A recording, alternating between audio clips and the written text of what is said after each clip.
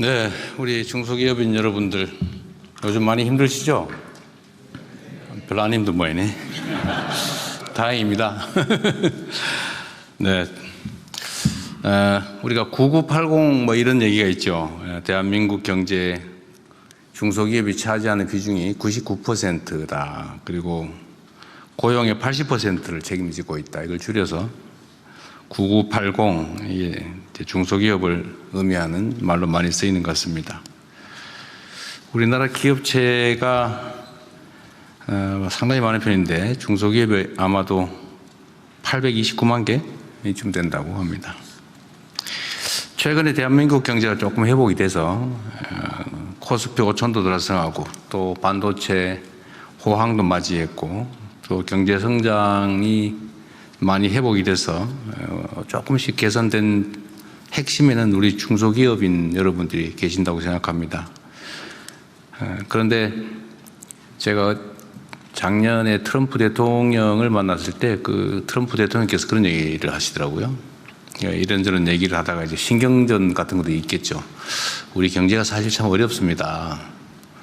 심지어 마이너스 성장도 합니다. 분기별로. 그랬더니 아니 대한민국에 그렇게 좋은 기업이 많은데 그럴 리가 있습니까? 뭐 이렇게 얘기를 해서 더 이상 제가 얘기를 안 했는데 밖에서 보기에는 이제 큰 성공한 대기업들, 글로벌 경쟁력을 가지는 대기업들이 눈에 띄겠죠. 그러나 우리 대한민국 경제에 매우 중요하긴 하지만 그게 또 전부는 아닙니다. 그리고 그 안에 보이지 않는 정말로 많은 중소기업인 여러분들이 대한민국의 고용의 대부분을 책임지면서 또 국민 경제의 중요한 부분을 감당하면서 대한민국 경제를 떠받치고 있다는 건 분명한 사실입니다. 근데 밖에서 보기엔 잘 안 보이는 것 같아요. 앞으로 대한민국의 대도약을 이끌어낼 혁신성장, 또 균형성장, 공정경제, 이 모든 것들은 중소기업의 활성화를 통해서 가능하다고 생각합니다. 물론 대기업도 중요하지만 그에 못지않게 중소기업의 육성, 보호, 또 성장도 중요하다는 게 저희 생각입니다. 지금까지 대한민국 경제는 대기업 중심으로 끌어온 것도 사실이죠. 그런데 저는 앞으로 우리 대한민국 경제의 생태계를 제대로 구축하고 또 탄탄한 지속적인 성장 발전을 위해서는 이 중소기업 포함해서 창업이나 스타트업 이런 것도 매우 중요하다고 생각합니다. 우리 중소기업부 장관도 계신데 제가 중소기업부 장관한테도 각별히 부탁 말씀을 자주 드리는데 어떤 중소기업의 활력을 가지고 좀 든든한 풀밭처럼 단단한 생태계가 될 수 있도록 개별 기업들이 생명력을 가지고 자기 역할을 다하고 또 충분하게 성장 발전할 수 있게 하는 게 중요하다 이런 말씀을 자주 드립니다. 약간 벗어나긴 한데 우리 중소기업부 장관 잘하고 계시죠? 별로 반응이 별로 박수 한번 줘보세요 한번.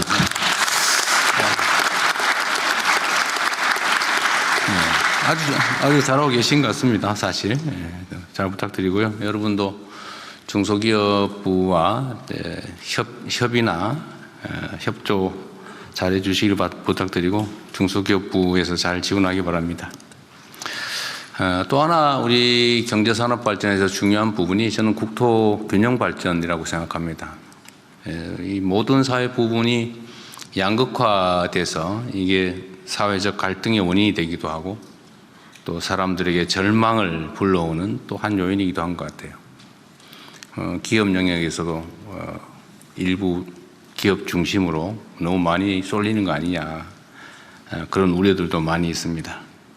국토 균형 발전도 보면 수도권 중심으로 일극화돼서 지방은 텅텅 비고 수도권은 미어 터져서 비효율이 발생하고 있죠. 이 문제를 우리가 어떻게든지 좀 완화하고 해결해 나가는 게 중요한 과제라는 생각이 듭니다. 지방에서 또 지역에서 많은 일자리도 만들어내고 또 그 일자리들의 질이 높아지고 기업들도 성장 발전하는 그런 나라를 함께 만들어야 될 텐데 이 자리에 함께해 주신 우리 중소기업인 여러분들의 역할도 참으로 중요하다고 생각됩니다. 그리고 중소기업들이 가지고 있는 공통의 고민이 있죠. 뭐 어려운 환경인 건 어쩔 수 없는 측면이라고 하더라도 대한민국에 좀 독특한 요소가 있습니다. 그게 뭐냐, 소위 착취 구조죠. 중소기업에 대한 뭐 예를 들면 기술 탈취라든지 성과 탈취, 또는 소위 요즘 자주 하는 말로 갑질, 이런 것에 희생이 돼서 기업들의 혁신 의지를 좀 갉아먹는 게 아니냐, 그런 생각이 듭니다. 경영 개선을 이뤄내도 납품 단가를 막 후려치거나 뭐 이런 것들로 인해서 성과를 다 뺏긴다 이렇게 생각하면 경영 개선에 기술 혁신에 시장 개척에 신경 쓰기보다는 발주자 또는 수요처 임원들한테 로비하는 데 주력하게 되지 않을까 싶어요. 그 결국 사회 전체적으로는 경쟁력을 훼손하는 한 요인인 것 같습니다. 공정한 기업 문화, 또 공정한 사회 문화가 정말로 중요하고, 최근에는 공정거래위원회가 또 열심히 일하고 있습니다. 그래서 기업 영역에서도 이제는 불공정한 경쟁을 통해서 부당한 이익을 취하는 게 불가능한 그런 합리적인 사회 경제 문화를 만들어내 보고자 합니다. 그렇게 해야 성장의 기회도 함께 누리고 성장의 과실도 공정하게 배분이 돼서 의욕도 제고되고 또 자원이 합리적으로 배분되면서 사회 전체의 효율도 높아진다는 게 제 생각입니다.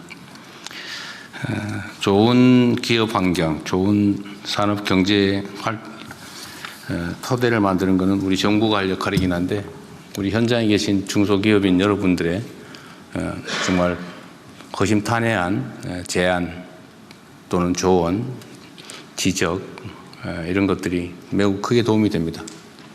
중소기업부를 포함해서 정부에서는 어쨌든 그런 여러분들의 의견을 들을 수 있는 그런 통로를 많이 만들려고 노력하는데, 어쨌든 잘 활용해 주시고요. 노동부 장관도 나와 계신데, 제가 노동과 기업의 관계에 대해서 한 말씀을 좀 드리고 싶습니다. 아마 중소기업 경영하는 입장에서는 노동 문제도 사실은 매우 큰 관심사일 거예요. 근데 저는 제 개인 뭐 출생과 출신 신분을 보더라도 제가 노동자 출신이기도 한데, 저는 우리 사회에서 노동자는 노동자들의 몫을 정당하게 주장하고, 또 기업 입장에서는 기업인 또는 경영의 입장에서 할 얘기 충분히 하고, 다만 그 이해관계의 조정이 합리적으로 이루어지면 좋겠다. 어느 한쪽도 불합리하게 피해를 입거나 그러지 않을 수 있으려면 정말로 대등한 힘의 관계 속에서 정말 허심탄회한 대화, 또 협력이 필요하다 이렇게 생각합니다. 저는 뭐 노동조합 또는 노동자들이 한때는 그런 얘기도 많았죠. 뭐 빨갱이 취급하고, 노동 그러면 왠지 뭔가 이 빨간색이 좀 들어 보이고 불순해 보이고 말이에요. 이러면서 탄압의 대상이 되기도 했는데, 저는 그게 앞으로는 기업 경쟁력을 제고하는 데 크게 도움이 안 될 거라고 생각해요. 노동자들이 기업 망하게 원하겠습니까? 자기 일자리인데. 또 그것도 기업의 상황에 대해서 오해가 있으면 충분히 또 다 드러내고, 서로 합리적으로 대화하고 또 서로 존중하고 공감을 해야 그게 또 하나의 사회 조직인데 제대로 잘 굴러가지 않을까 싶습니다.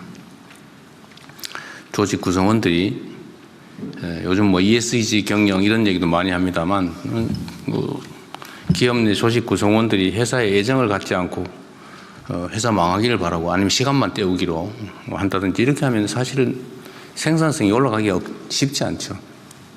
그래서 소속감도 가지고 또 성과의 결과도 공유하면서 이 회사 발전이 나한테 더 도움된다 이런 생각을 하게 할 수 있다면, 그건 역시도 저는 생산성 향상에 기업의 성장 발전에 또 도움이 되지 않을까 그런 생각을 합니다. 제가 산업부든 중소기업부든 노동부하고 얘기를 좀 많이 하시라고 제가 자주 얘기합니다. 그래서 과거에는 그러면 장관들이 서로 싸우지 않냐 입장이 다른데, 그래서 제가 많이 싸우라고 했어요. 장관들이 싸워야 현장에서 노동자와 기업인이 안 싸웁니다. 대신 싸워줘야죠. 이해관계를 잘 조정하는 게 중요하다 생각합니다. 어쨌든 오늘의 주제는 중소기업을 또는 창업과 스타트업을 어떻게 지원할까, 우리 중소기업인들이 어떻게 하면 더 나은 경쟁력을 가지고 국제사회에서 대한민국 기업의 이름으로 더 나은 성과를 만들어내게 할 수 있을까, 그런 고민을 하는 자리입니다. 아낌없이 의견 주시고요. 어쨌든 여러분들을 응원하고 또 감사하게 생각합니다. 고맙습니다.